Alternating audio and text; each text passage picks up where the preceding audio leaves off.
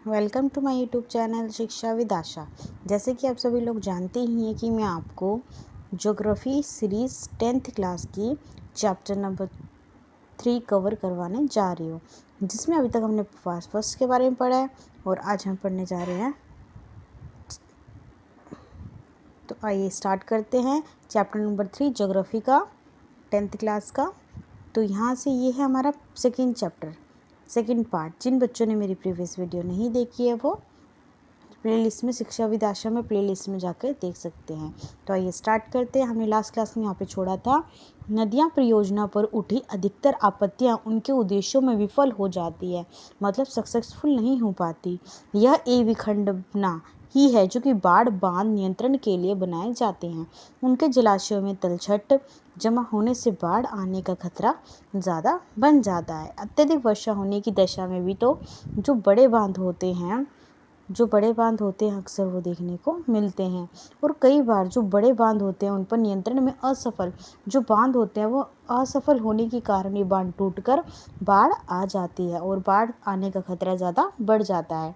आपने पढ़ा ही होगा कि वर्ष 2006 में महाराष्ट्र गुजरात में भारी वर्षा के दौरान बांधों से छोड़े गए जल की वजह से बाढ़ की स्थिति में विकट आई है। इन बाढ़ों में न केवल जान और माल का नुकसान हुआ है, अपितु बृहद स्तर पर मृदा अपरदन भी देखने को मिला है। बांध के जलाशयों पर तलछट जमा होने का अर्थ है यह भी है कि यह तलछट, जो कि एक प्राकृतिक उर्वरक है, बाढ़ के मैदानों तक नहीं पहुंच पाती, जिसके कारण भूमि निम्नीकरण की समस्या बढ़ती जा रही है। ये भी माना जाता है कि बहुउद्देशीय योजना के कारण भूकंप भी आने की संभावना बढ़ जाती है। जहाँ पर बाढ़ आते हैं वहाँ पर भूकंप आने की समस्या भी बढ़ती हुई प्रतीत होती है। अत्यधिक जल के उपयोग में जल जनित बीमारियाँ, फसलों में कीटाणु जनित बीमारियाँ और प्रदूषण भी फैल जाते हैं। वर्षा जल संग्रहण, बहुत से लोगों का मानना है कि बहुउद्देशीय परियोजना में के लाभप्रद असर और उन पर उठने वाले विवादों के चलते ये कदम उठाए गए हैं कि वर्षा जल संग्रहण के तंत्र इनके सामाजिक, आर्थिक और पारिस्थितिक तंत्र में व्यवहार्य विकल्प हो सकते हैं। प्राचीन भारत में उत्कर्ष जल के निर्माण के साथ साथ जल संग्रहण ढांचे भी देखने को मिलते हैं। लोगों को वर्षा, पत्ती और बीमारी मृदा के गुणों के बारे में भी, ज्ञान के बारे में भी अत्यधिक पता होना चाहिए, उसके बारे में भी ज्ञान होना चाहिए। उन्होंने स्थानीय पारिस्थितिकी, पारितंत्र और उनके जल आवश्यकता अनुसार वर्षा जल, भूमि जल, नदी जल और बाढ़ जल संग्रहण के उनके तरीकों विकसित कर लिए थे। पहाड़ी पर्वतीय क्षेत्रों में लोगों ने गुल अथवा कुल, जो पश्चिमी हिमालय जैसी वाहिकाएं नदी की धारा का रास्ता बदलकर खेतों में सिंचाई के लिए बनाई गई है। पश्चिमी भाग, विशेषकर राजस्थान में पीने का जल एकत्रित करने के लिए छत वर्षा जल संग्रहण का एक आम तरीका बनता हुआ प्रतीत हो रहा है। पश्चिमी बंगाल में बाढ़ के मैदान में लोग अपने खतरों की सिंचाई की बाढ़ जल वाहिका बनाती है। शुष्क अर्ध शुष्क क्षेत्रों में खेतों में वर्षा जल इकट्ठा करके वर्षा का जल एकत्रित करके गड्ढे बनाए जाते हैं, ताकि मृदा को संचित किया जा सके, मृदा को एक जगह पर इकट्ठा किया जा सके, संरक्षित जल की खेती के उपयोग में लाया जा सके। राजस्थान के जिले जैसलमेर में खादान और अन्य क्षेत्रों में जोहड़ इसके कुछ उदाहरण हैं।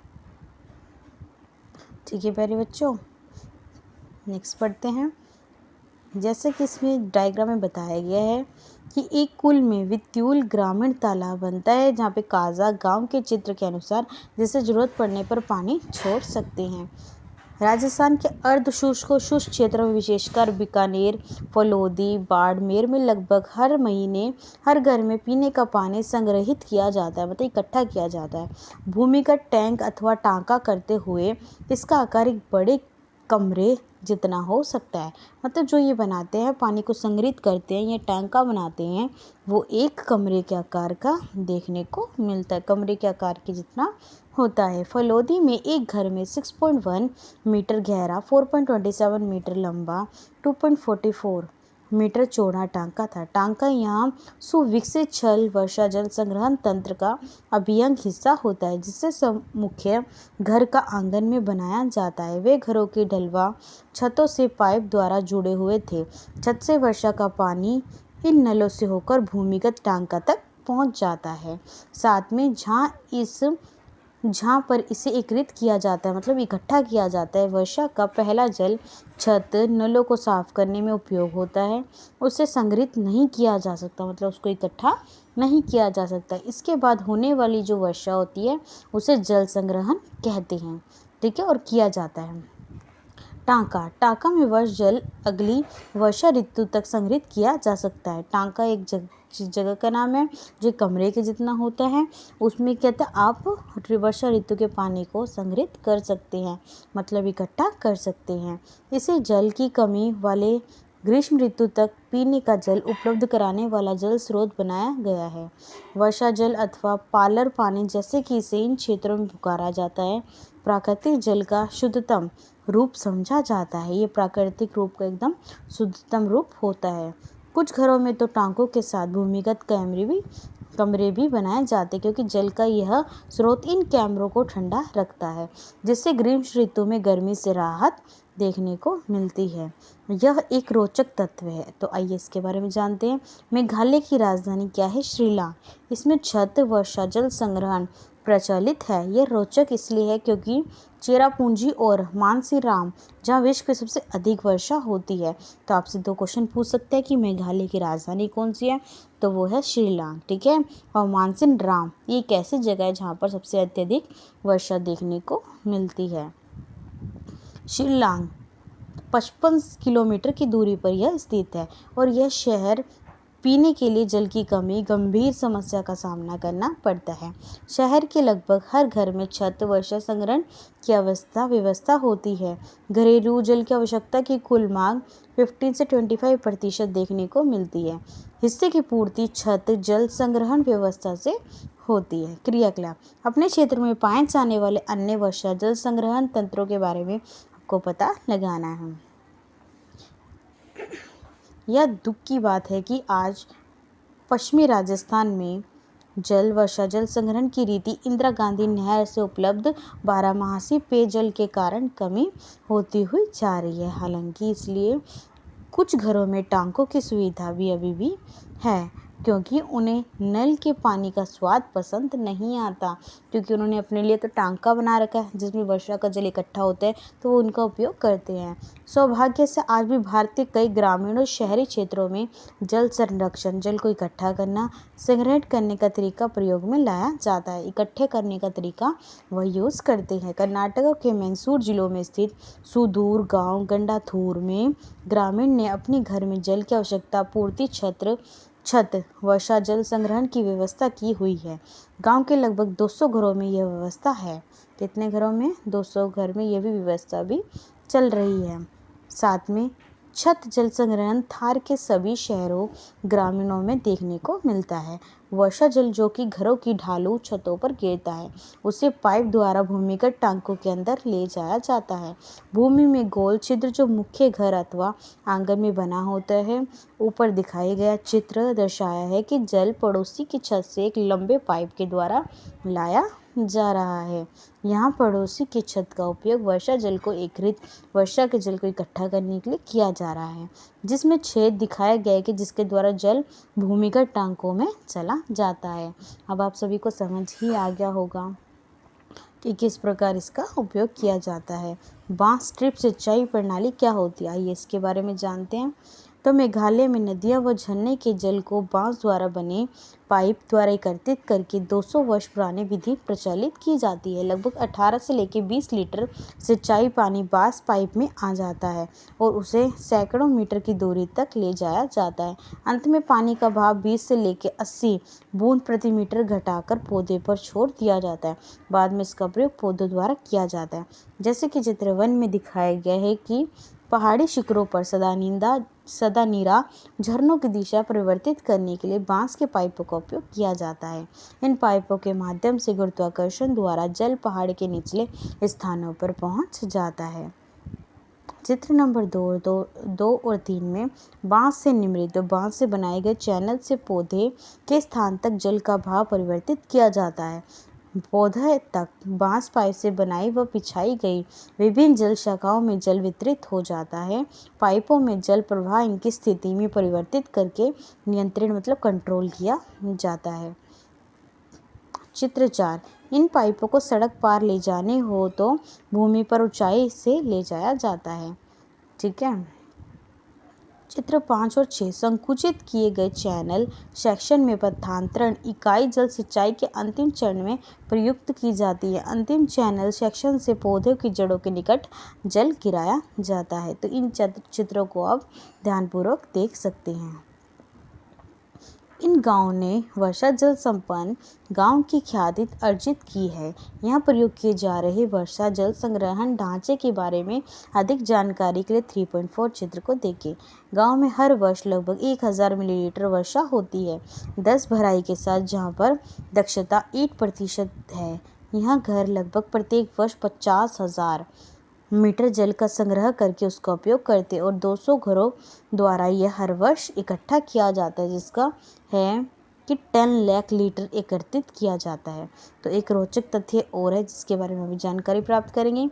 तमिलनाडु एक ऐसा राज्य है जहाँ पूरे राज्य में हर घर में छत वर्षा जल संग्रहण ढांचों का बनाया आवश्यक कर दिया गया है कि सबको ऐसा ढांचा बनाना ज़रूरी है, क्योंकि व्यक्तियों पर कानून कार्रवाई हो सकती है। जो ये नहीं बनाएंगे उन पर कार्रवाई की जाएगी। ठीक है। ये क्रियाकलाप है। सूचना एकत्रित करके उद्योग किस प्रकार हमारे जल संग्रहण को दूषित कर रहे हैं। ठीक है। किस प्रकार हमारा जल का संदूषण हो रहा है उसकी सूची बना रही हैं।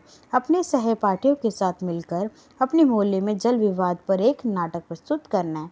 तो आइए अभी हम स्टार्ट करें एनसीईआरटी के सॉल्यूशन ज्योग्राफी 10th क्लास के चैप्टर नंबर 3 के सॉल्यूशन। ठीक है। तो बच्चों आइए पढ़ते हैं।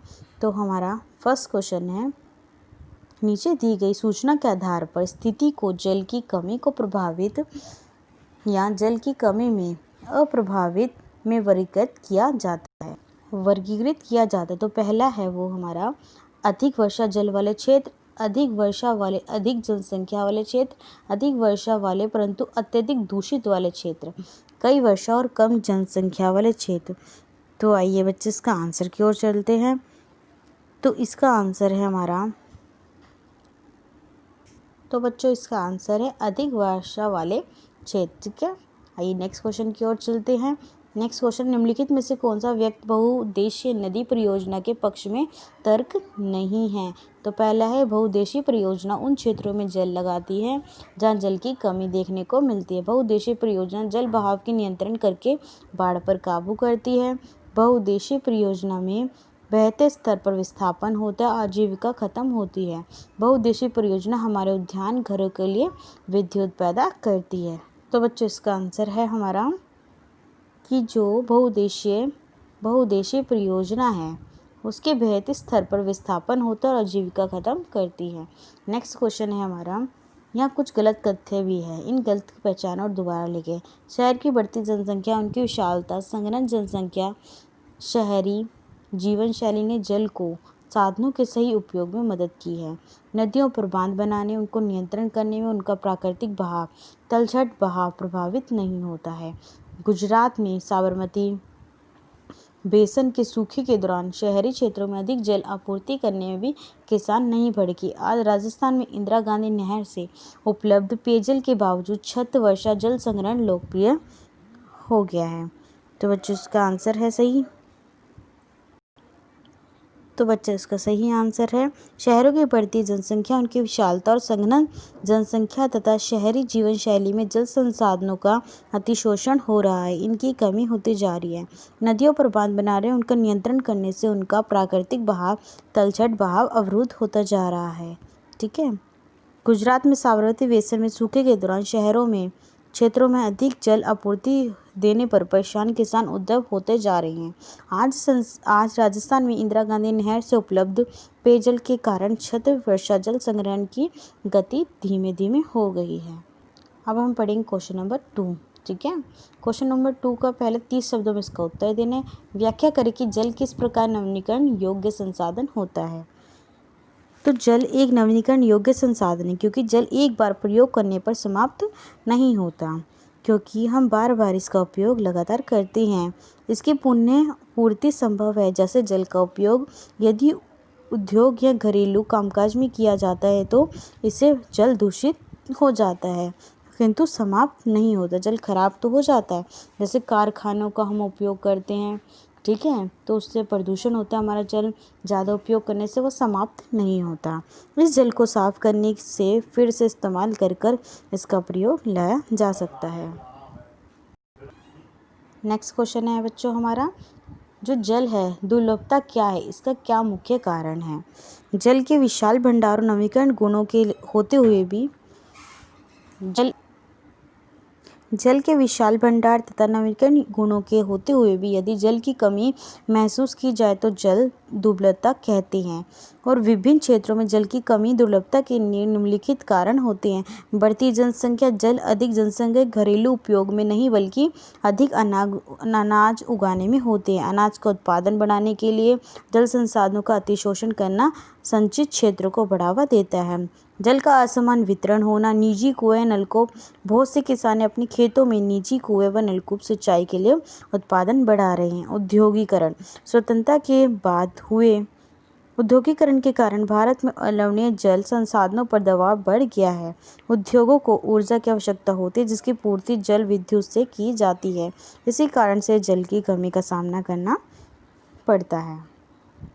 जल का असमान वितरण, भारत में बहुत से क्षेत्र ऐसे हैं जहाँ पे सूखा पड़ता है, वर्षा बहुत कम होती है। ऐसे क्षेत्रों में जल दुर्लभता या जल की कमी देखने को मिलती है। नेक्स्ट क्वेश्चन है हमारा थर्ड क्वेश्चन, बहुउद्देशीय परियोजना से होने वाले लाभ और हानि के बारे में आपको बताना है, ठीक है। तो इसके लाभ और हानि के बारे में आइए बताते हैं। तो नदियों पर बांध बनाकर एक साथ कुएं उद्देश्यों को पूरा किया जाता है, जैसे बाढ़ नियंत्रण करना, सिंचाई, विद्युत उत्पादन करना, मत्स्य पालन करना। ऐसी परियोजना को बहुउद्देशीय परियोजना कहते हैं। इस परियोजना के कुछ लाभ हैं और कुछ हानि। तो लाभ किस प्रकार है। लाभ पर बांध बनाकर केवल सिंचाई नहीं बल्कि उसके उद्देश्य विद्युत उत्पादन भी किया जाता है। जल आपूर्ति करना, बाढ़ नियंत्रण करना, मनोरंजन करना, मछली पालना, ठीक है। इन बांधों को बहुउद्देशीय परियोजना कहते हैं। यहाँ पर कहते जल के अनेक उपयोग सम्मिलित है। हानि क्या है। नदी पर बांध बनाने और उनका बहाव नियंत्रण से उनका प्राकृतिक बहाव अवरुद्ध हो जाता है, जिसके कारण तलछट बहाव कम हो जाता है। अत्यधिक तलछट जलाशय की तलों पर जमा हो जाता है, जिससे नदी की तल अधिक चट्टानी हो जाती है, ठीक है, जहाँ पर आजीविका और संसाधनों में लगाव, नियंत्रण आदि कुर्बान करना पड़ता है। नेक्स्ट हमारा थर्ड क्वेश्चन, तो इसके बारे में पढ़ते हैं, जिसमें हमें 120 शब्दों में इसका उत्तर देना है। फर्स्ट क्वेश्चन है, राजस्थान के अर्ध शुष्क क्षेत्रों में वर्षा जल संग्रहण किस प्रकार होता है, ठीक है। तो राजस्थान के अर्ध शुष्क क्षेत्रों में विशेषकर बीकानेर, फलोद और बाड़मेर में पानी का जल एकत्रित करने के लिए छत वर्षा जल संग्रहण का तरीका आमतौर पर अपनाया गया है। इसी तकनीक में हर घर में पीने का पानी संग्रहित करने के लिए भूमिगत टैंक टांका हुआ है।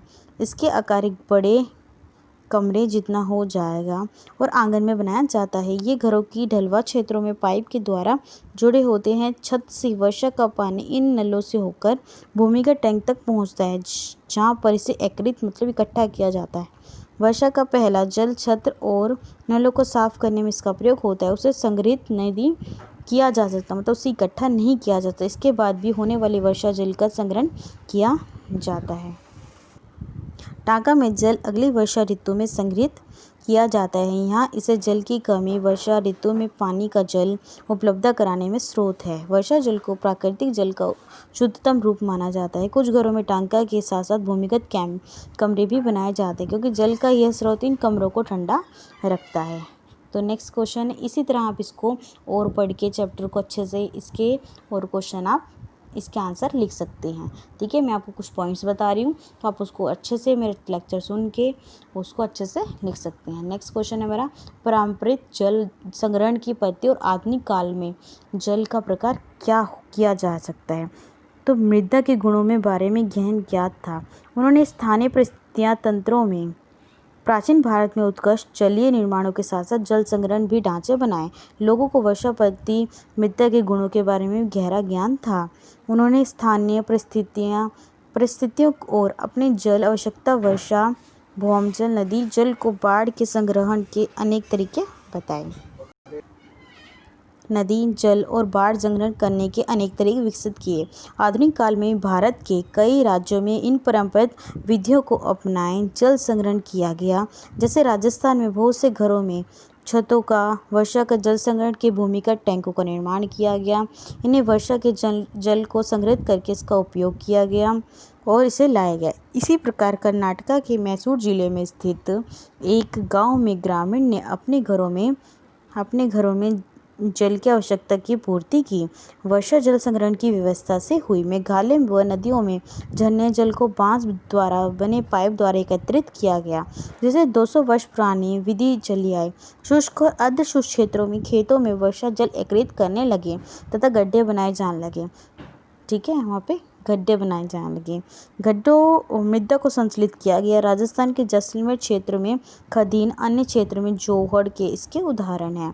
इस प्रकार हम देखते हैं कि देश के विभिन्न क्षेत्रों में आधुनिक काल में परंपरागत वर्षा जल संग्रहण की पद्धति को अपनाकर जल संरक्षण व भंडार किया जा सकता है। ठीक है, तो आइए हमने इसका कंप्लीट कर लिया। आई होप कि आपको एनसीईआरटी के सारे सॉल्यूशन समझ आ रहे हो। यदि किसी बच्चे को कोई प्रॉब्लम हो तो मुझे कमेंट बॉक्स में बता सकते हैं। यदि बच्चे कोई भी क्वेरी हो इस चैप्टर से रिलेटेड या प्रीवियस जो भी वीडियो से रिलेटेड कोई भी क्वेरीज हो, क्वेश्चन आंसर हो, तो आप मुझे बता सकते हैं। आई होप कि आपको मेरी वीडियो पसंद आ रही हो। ठीक है, यदि किसी बच्चे को मेरी वीडियो पसंद आए तो सब्सक्राइब करें, लाइक करें, शेयर करें। Thank you watching my YouTube channel Shiksha with Asha. Thank you so much.